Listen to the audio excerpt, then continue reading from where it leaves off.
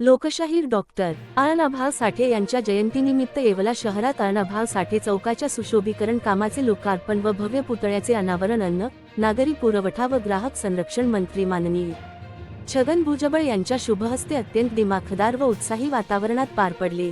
नाशिकच्या डूल पथकाच्या गजरात आणि नागरिकांच्या उत्स्फूर्त जल्लोषात हा सोहळा रंगतदार वातावरणात साजरा झाला। या कार्यक्रमामुळे संपूर्ण येवला शहरात आनंद आणि अभिमानाचे वातावरण निर्माण झाले।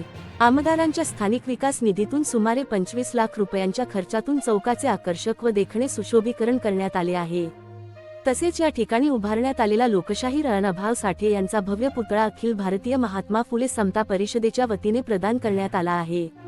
या प्रसंगी मंत्री छगन भुजबळ यांनी आपल्या भाषणात अण्णाभाऊ साठे यांच्या कार्याचा गौरव करताना सांगितले की पृथ्वी ही कष्टकऱ्यांच्या खांद्यावर पेललेली आहे, हा त्यांचा विचार आजही समाजाला दिशा देणारा आहे।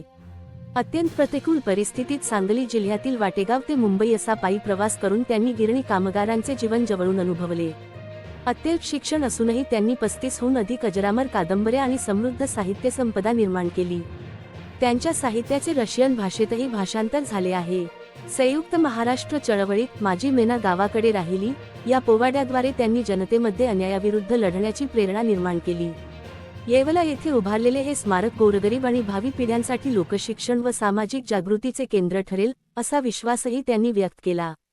या कार्यक्रमास राष्ट्रवादी काँग्रेस पक्षाचे जिल्हाध्यक्ष दिलीपण्णा खैरे, लोकनियुक्त नगराध्यक्ष राजेंद्र लोणारी, कृषी उत्पन्न बाजार समितीचे सभापती वसंत पवार, प्रांताधिकारी बाबासाहेब गाढवे, तहसीलदार आबा महाजन, मुख्याधिकारी तुषार आहेर, तसेच राधाकिसन सोनवणे, मायाताई पगारे, अमोल शिंदे, पंकज पारख, गणेश शिंदे, लक्ष्मी साबळे, शंकर मांजरे, दत्ता निकम, अबादास बनकर, सुमेरसिंग पाकर, निलेश जावळे, पंकज भंबारे यांच्यासह विविध मान्यवर, पदाधिकारी, कार्यकर्ते व नागरिक मोठ्या संख्येने उपस्थित होते।